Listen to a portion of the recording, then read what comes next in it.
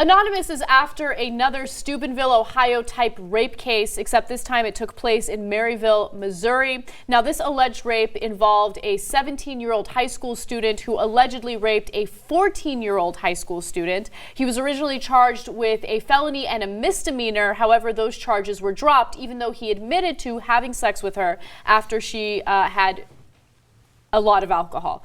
So this 14-year-old girl, her name is Daisy Coleman, was left in the cold in 22-degree weather in her front lawn right after she was allegedly raped. She had gone over to a sleepover with her friend who was 13 years old. She had been talking to this 17-year-old football player from her high school, and while they were sleeping over, they decided, let's sneak out of the house and let's go meet up with these boys. While they met up, they continued to drink, and at some point, Daisy Coleman lost consciousness. She did not know what was going on, and neither did the 13-year-old girl that she went to this get-together with. That was when she allegedly had sex with the 17-year-old. His name is Matthew Barnett, and she does not recall or remember anything about it. All she remembers is waking up on her front lawn, freezing cold. She noticed that her genitalia was in pain, so her mother took her to the hospital where they found vaginal tears, and they realized that she had been raped. So now the guy says, yes, we did have sex. Yes, she had been drinking, right?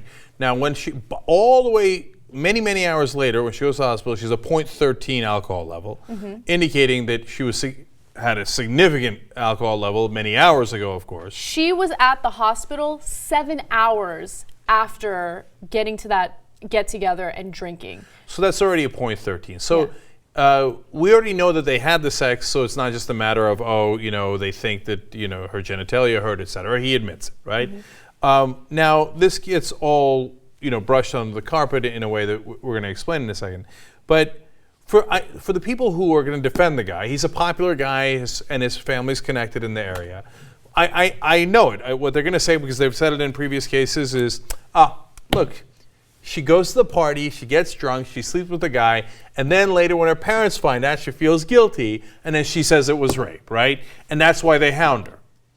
But wait a minute. If it wasn't rape, why did you just drop her off in the 22-degree weather, drop her in the front lawn, basically unconscious? Yeah, wearing nothing but sweatpants and a T-shirt, by the way. That doesn't seem like it was awfully consensual. So, if that's how you end your consensual dates, if you can call it that, then you got serious mental issues, man.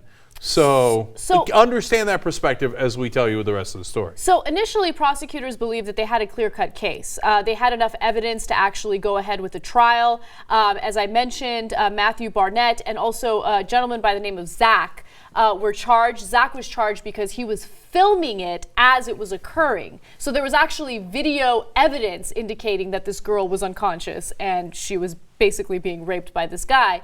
And so prosecutors thought, we have enough evidence, let's go forward. But then all of a sudden, a few days later, the charges were mysteriously dropped. And prosecutors and authorities said that the reason why they dropped the charges was because the victim and the victim's mother refused to cooperate.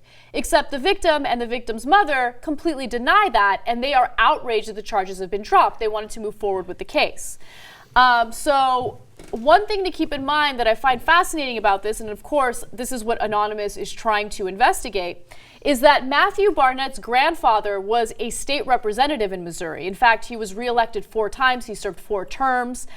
So they are thinking that maybe there were some favors called behind the scenes, and also because of the fact that he was in the football team and everybody loves the football team, people wanted to give him a pass anyway.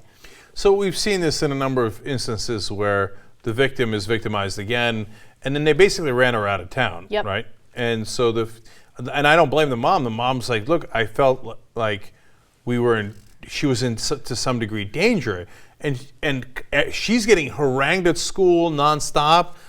They're saying she deserves it. One girl went to the homecoming dance wearing a dress that said Matthew 1, Daisy 0.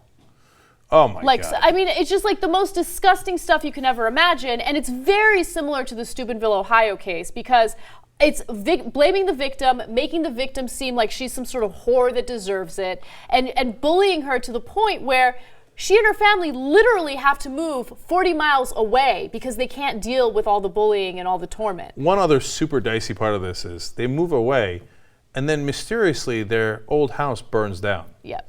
Could have been an accident, could happen. So amazing coincidence. You know, you don't know. You'd have to actually prosecute if the prosecutor was actually going to do his job.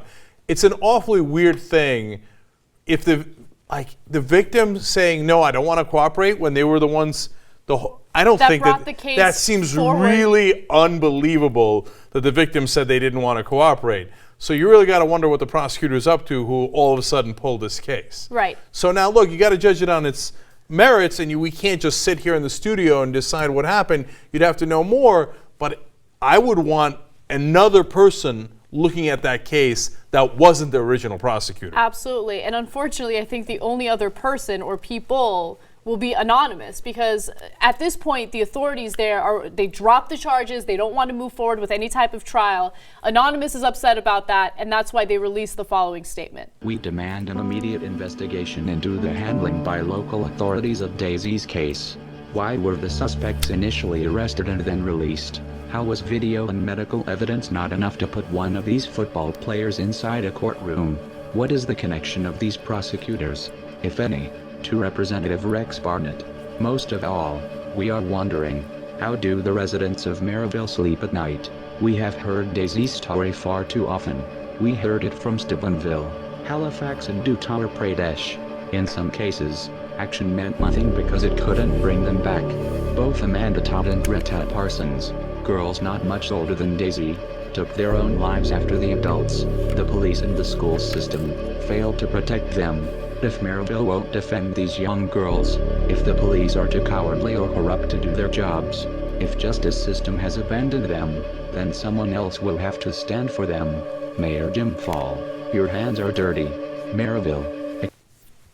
Now, look, we shouldn't have to rely on vigilante justice, but I think the whole reason Anonymous exists is because of how much our government has let us down. We feel like we can't count on it anymore. The corruption is so systemic that, like in the old days, I feel like there's some chance a higher level prosecutor would have come in and said, whoa, let's review this case, or a governor or someone, right? Now you feel like if you're an average guy, you have almost no chance.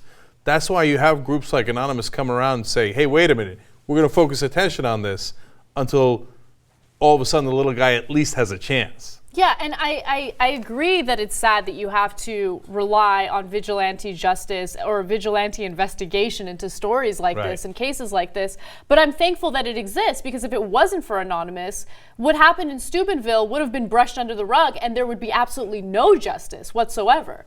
So I don't know how this will play out. It might play out differently, but I have absolutely no hope in the prosecutors in this story or any of the authorities that were originally working on this case, because obviously something shady happened behind the scenes. If the mother and the victim are coming forward to the press right now saying that they're outraged and they want to cooperate and they want to move forward, then I don't really understand why they would just randomly decide to drop the charges. Yeah, and last note of caution, as Anna pointed out there, you should never do vigilante justice. It's not the right way to go.